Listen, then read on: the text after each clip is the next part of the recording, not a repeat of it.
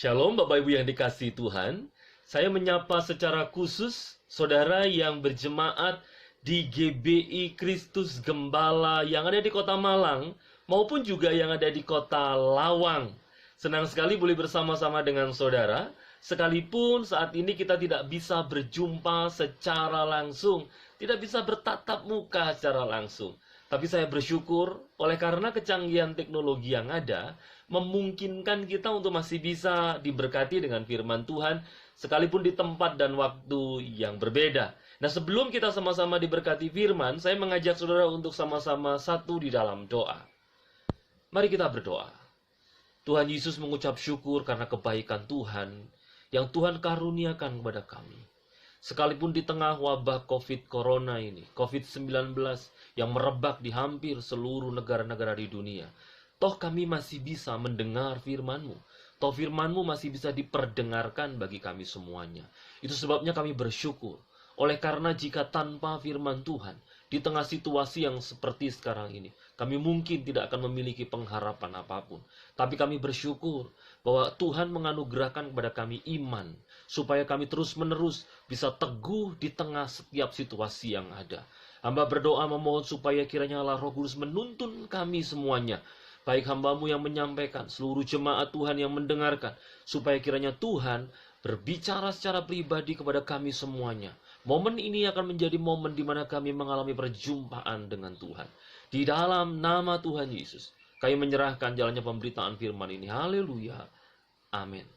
Nah, Bapak Ibu yang dikasihi Tuhan, tentu kita sadar bahwa situasi yang sedang merebak hari-hari ini membuat banyak gereja terpaksa harus menutup ibadahnya, atau bahkan beberapa gereja membatasi ibadah sehingga tidak lagi dilakukan ibadah secara konvensional, yaitu melalui pertemuan muka, tetapi dialihkan melalui live streaming atau juga bahkan melalui video. Nah, Bapak Ibu yang dikasihi Tuhan, ini tentu memantik beragam pembicaraan, beragam pandangan. Nah, saya melihat di banyak kolom komentar di media sosial, di mana banyak orang itu ternyata memiliki dikotomi pemikiran yang menurut saya mungkin perlu untuk kita selidiki lebih lanjut. Apakah pemikiran seperti itu sesuai dengan kebenaran firman Tuhan atau tidak? Apa yang saya maksudkan? Saya pernah membaca bahwa ada satu statement yang mengatakan begini, kalau ada hamba Tuhan yang masih membuka ibadahnya, maka itu adalah hamba Tuhan yang punya iman. Bahkan beberapa orang berkata, kalau orang-orang itu memilih untuk menutup ibadah dan tidak lagi membuka gereja bagi jemaat, maka itu berarti hamba Tuhan yang tidak punya iman. Ini mengerikan. Ada juga yang berkata bahwa karena kita punya iman, maka seharusnya kita berani saja beribadah di tengah situasi merebaknya virus COVID-19 ini. Oleh karena apa? Mereka berpikir, karena iman, maka pasti Tuhan meluputkan mereka dari semua sakit penyakit yang ada. Nah, Bapak Ibu yang dikasihi Tuhan, kita akan melihat bagaimana kebenaran firman Tuhan mengajar kepada kita berkaitan dengan tema ini. Itu sebabnya, yang pertama kita akan belajar bahwa ternyata begini, ingat baik-baik, iman itu bukanlah imun bagi tubuh. Saya ulang sekali lagi, iman itu bukan imun bagi tubuh.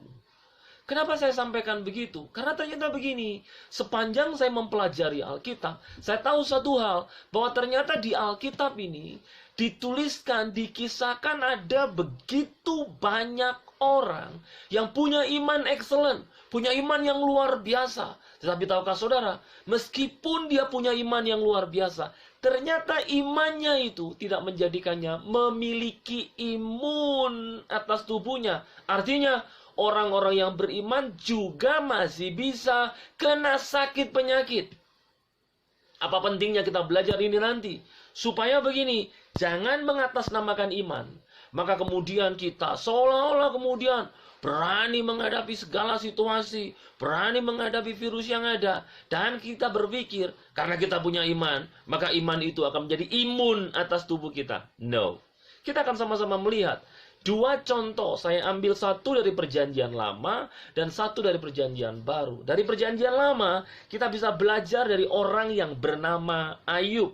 Saya akan bacakan, ada banyak ayat, setidaknya 3 ayat di pasal 1 dan pasal 2 yang menyebutkan bahwa Ayub ini punya iman. Ini kira-kira. Di Ayub pasal yang pertama, di ayat yang pertama, saya bacakan buat saudara. Ada seorang laki-laki di tanah Uz bernama Ayub. Orang itu saleh dan jujur. Ia takut akan Allah dan menjauhi kejahatan. Di ayat yang ke-8 ini juga diulang kembali. Tuhan berkata kepada iblis, demikian, apakah engkau memperhatikan hambaku Ayub? Sebab tiada seorang pun di bumi seperti dia, yang demikian saleh dan jujur, yang takut akan Allah dan menjauhi kejahatan. Pasal 2 ayat yang ketiga juga mengulang kembali hal ini. Dan tahukah saudara, kalau Tuhan yang berkata bahwa Ayub itu orang yang saleh, orang yang jujur, orang yang takut akan Tuhan, orang yang menjauhi kejahatan, maka pasti benar-benar Ayub ini orang yang beriman luar biasa. Kenapa begitu? Karena kalau manusia yang menilai manusia yang lain itu bisa salah oleh karena ketidakmengetahuan kita. Tapi tahukah saudara, Allah di dalam dirinya melekat atribut kemahatauan yang membuatnya tidak mungkin melakukan sekecil apapun kesalahan. Termasuk soal penilaiannya kepada Ayub. Sehingga saya percaya bahwa sekalipun Ayub ini disebut orang sebagai orang yang saleh, apalagi Tuhan menyebut dia orang yang saleh, maka dia pasti benar-benar adalah orang yang saleh, orang yang beriman. Tapi tahukah saudara, rupanya begini. Sekalipun Tuhan sendiri yang menyebut dia orang yang memiliki iman luar biasa, tapi at the end of the day, Ayub ini tertimpa penyakit. Nah, saya bacakan buat saudara di Ayub pasal yang kedua, ayat yang ke-7. Demikian bunyi firman Tuhan. Ayub pasal 2 ayat yang ke-7. Kemudian iblis pergi dari hadapan Tuhan, lalu ditimpanya Ayub dengan bara yang busuk dari telapak kakinya sampai ke batu kepalanya. Alkitab terjemahan bahasa Indonesia sehari-hari menerjemahkan bara ini dengan borok. Artinya apa? Di sekujur tubuhnya, dari ujung kaki sampai ujung kepalanya, Ayub ini penuh dengan borok. Tentu ini mengerikan, saudara. Tapi tahukah saudara, ini membuktikan kepada kita semuanya bahwa orang beriman itu tidak berarti dia kebal terhadap masalah, tidak berarti dia kebal terhadap sakit penyakit. Oleh karena iman bukan imun bagi tubuh. Di bagian kedua kita akan belajar satu orang yang mewakili perjanjian baru. Saya akan mengajak kita semuanya untuk mengingat seorang tokoh yang luar biasa, rasul yang luar biasa. Namanya adalah Rasul Paulus. Tahukah saudara, di 2 Korintus pasal yang kedua, seorang rasul yang sedemikian luar biasa, yang bahkan imannya kepada Injil, itu sampai-sampai disebutnya sebagai kekuatan yang meledak, yang menjadi motivasi dalam dirinya. Semacam dinamit kekuatannya, sehingga membuat dia itu tidak kenal menyerah dalam hal apa? Pekabaran Injil. Tapi tahukah saudara, orang yang sedemikian punya iman luar biasa, ternyata juga masih punya sakit penyakit. Coba perhatikan di 2 Korintus pasalnya yang ke-12. 2 Korintus pasal yang ke-12, ayatnya yang ke-7 saya bacakan buat saudara. Dan supaya aku jangan meninggikan diri karena penyataan-penyataan yang luar biasa itu, maka aku diberi suatu duri di dalam dagingku, yaitu seorang utusan iblis untuk menggocok aku, supaya aku jangan meninggikan diri. Saudara, duri di dalam daging, atau yang disebut juga seorang utusan iblis, ini ternyata banyak penafsir yang sepakat. Maksudnya itu adalah sakit yang ada di dalam tubuh Paulus.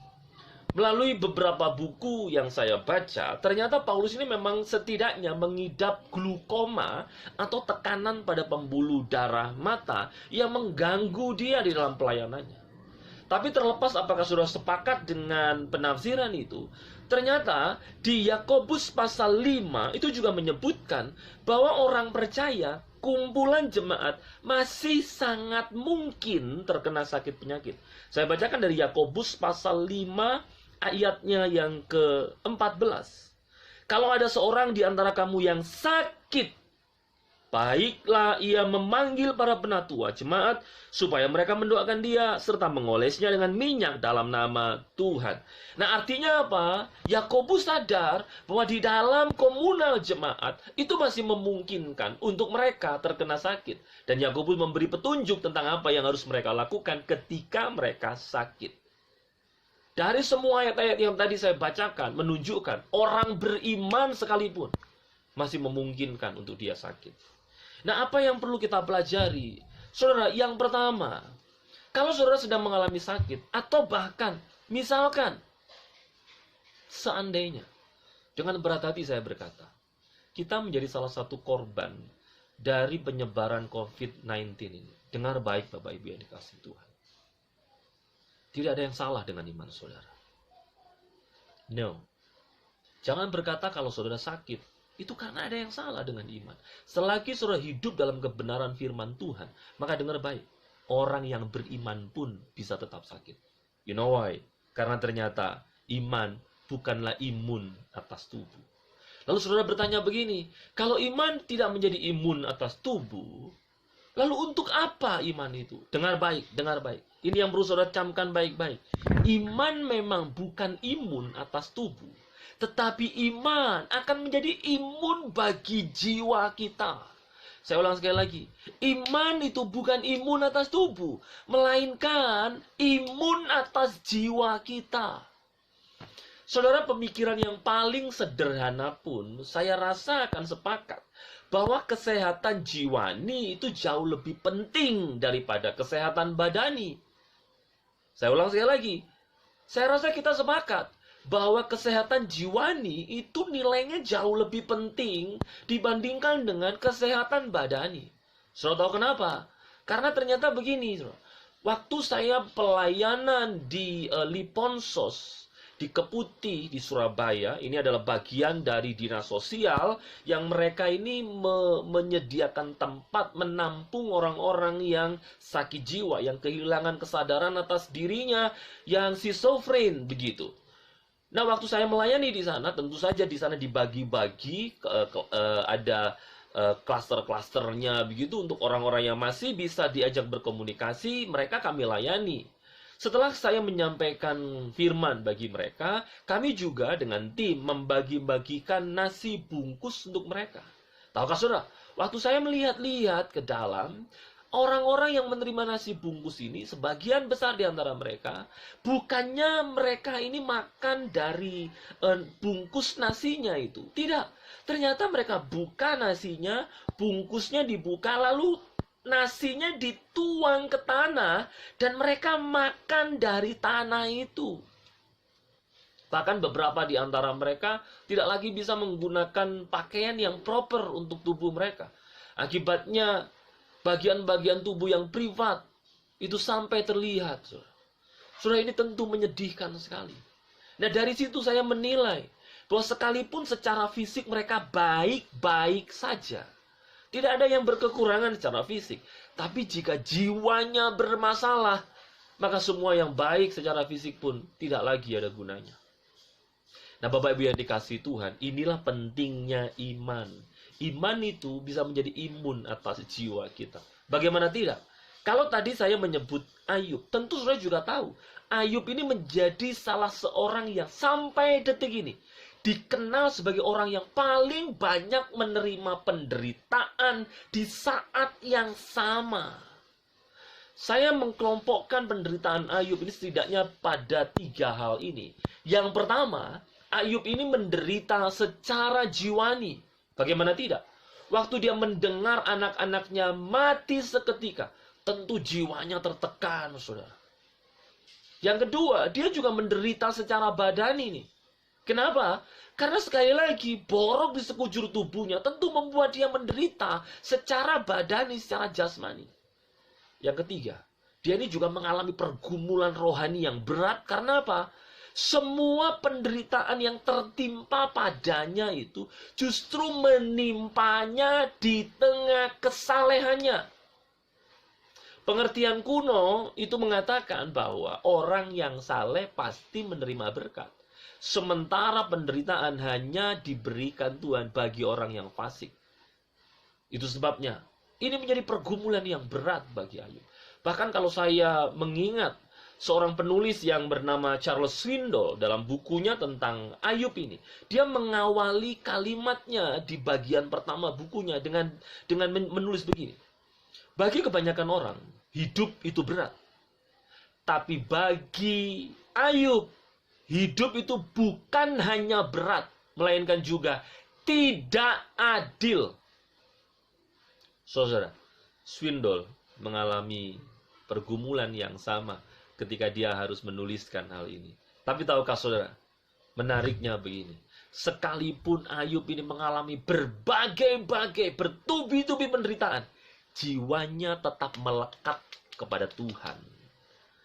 Bahkan, kalau saudara lihat bagaimana responnya Ayub ketika dia mendengar kabar yang mengagetkan itu. Alkitab berkata bahwa Ayub ini memilih untuk melakukan ini. Perhatikan baik, Ayub 1 ayat 20 saya bacakan buat saudara. Maka berdirilah Ayub, mengoyakkan jubahnya dan mencukur kepalanya. Kemudian sujudlah ia dan menyembah. Saudara, ini adalah reaksi yang luar biasa. Oleh karena iman yang juga luar biasa tentu saja. Jadi menarik bagaimana Ayub ini punya respon iman yang luar biasa. Kalau sudah perhatikan bahkan di ayat yang ke-8, 9, 10 misalnya. Ketika istri Ayub berkata, masihkah engkau bertekun dalam kesalehanmu? Jadi rupanya di tengah situasi yang seperti itu pun Ayub tetap saleh. Tapi Ayub menjawab, masakan kita mau menerima yang baik-baik saja dari Allah dan tidak mau menerima yang buruk? Saudara, ini menarik. Karena rupanya di tengah situasi seperti itu pun, iman Ayub tetap mendorong dia untuk tunduk takluk mutlak di bawah kedaulatan Allah. Berhenti sampai di situ? Tidak. Saya bisa mengungkapkan bagaimana iman Ayub ini luar biasa. Tapi setidaknya itu cukup membuat kita tahu bahwa Ayub punya iman. Dan imannya itu menjadikan imun bagi jiwanya. Sehingga dia tidak sampai menyangkal Tuhan, meninggalkan imannya. Bahkan di tengah penderitaan. Yang kalau saudara perhatikan lebih lanjut, ternyata itu semua juga mendatangkan kebaikan bagi dia. Apa itu? Bukan soal pemulihan hartanya. Bukan soal pemulihan keluarga. Tapi soal ini, pengenalannya akan Tuhan. Sehingga pada akhirnya Ayub ini bisa berkata, aku dahulu hanya mendengar tentang dia dari kata orang. Tapi sekarang mataku memandang Allah. Saudara yang dikasihi Tuhan, ini menarik sekali. Demikian juga Paulus. Orang yang sedemikian luar biasa ini, berjibun begitu banyak, bertumpuk ayat dalam Alkitab yang menyebutkan penderitaannya Paulus. Bagaimana tidak? Tuhan Yesus sendiri bahkan berkata, dia akan menunjukkan kepada Paulus, Tuhan akan menunjukkan kepada Paulus tentang banyaknya penderitaan demi nama Tuhan. Artinya apa? Paulus mengalami banyak penderitaan. Kalau saudara baca 2 Korintus pasal 12, saudara akan ketahui di sana tentang bagaimana penderitaan yang luar biasa yang harus dialami oleh Paulus. Tapi tahukah saudara, orang yang sedemikian menderita itu bahkan berkata, penderitaan ringan yang kami alami ini mengerjakan bagi kami kemuliaan besar. Luar biasa. Bahkan di saat yang sama dia berkata, sekalipun manusia jasmani kami semakin merosot, tapi manusia lahiriah kami dibaharui dari hari ke hari. Bapak Ibu yang dikasihi Tuhan. Kesimpulan dari renungan firman ini adalah, yang pertama, sekalipun sudah punya iman, ternyata iman itu masih memungkinkan kita untuk terkena berbagai masalah. Sakit penyakit salah satunya. Tapi di tengah situasi seperti itu, ingat baik-baik. Biarkan iman saudara ini menjadi imun bagi jiwamu. Sehingga engkau bukannya berteriak untuk protes kepada Tuhan. tapi melakukan hal yang sama seperti yang dilakukan Ayub maupun Paulus. Tunduk mutlak di dalam kedaulatan Allah. Oleh karena ini, iman yang benar akan mendorong kita untuk mengerti bahwa kalau ada hal yang diizinkan Tuhan terjadi dalam hidup anak-anaknya, maka itu pasti tidak lain tidak bukan demi supaya mendatangkan kebaikan, demi kebaikan bagi orang-orang yang mengasihi Dia. Kalau saudara tanya, mengapa ini terjadi? Sejujurnya saya bisa memberi jawaban berdasarkan prinsip-prinsip teologi yang ada. Tapi tahukah saudara, Tuhan mau berperkara secara pribadi dengan kita di balik setiap permasalahan yang ada. Tetap miliki iman. Jangan kehilangan imanmu. Oleh karena daging dan tulangmu bisa rusak. Tapi selagi kau punya iman, jiwa rohmu akan tetap terikat kepadanya. Saya berdoa supaya ini boleh memberkati saudara semuanya. Mari sama-sama berdoa. Bapa, kami mengucap syukur oleh karena kesempatan kami boleh sama-sama mendengarkan firman-Mu. Hamba-Mu berdoa kiranya firman ini benar-benar menjadi pegangan untuk hidup kami, supaya kami tetap kuat di dalam iman kami. Oleh karena kami percaya, ketika kami beriman kepada Tuhan, ketika Tuhan menganugerahkan iman kepada kami, maka iman itu akan menjadi jangkar bagi jiwa kami, untuk kami tetap kuat menghadapi situasi apapun. Bahkan, kami tidak akan pernah meninggalkan Tuhan, jika sekalipun kami harus berhadap-hadapan dengan maut. Mau bersyukur karena kesempatan ini. Memohon supaya kiranya Tuhan memberkati seluruh jemaat Tuhan, secara khusus di GBI Kristus Gembala Malang dan yang ada di Lawang. Supaya kami semuanya, Tuhan, boleh dijauhkan Tuhan dari sakit penyakit apapun juga. Bahkan Tuhan menolong kami untuk menanggung segala perkara bersama dengan Tuhan. Mau berdoa supaya kiranya berkat-berkat Tuhan dianugerahkan, terutama berkat rohani untuk kami semuanya, kekuatan iman di tengah segala penderitaan yang ada. Terima kasih Tuhan Yesus. Di dalam nama Tuhan Yesus, kami berdoa mengucap syukur. Haleluya. Amin. Tuhan Yesus memberkati kita semua.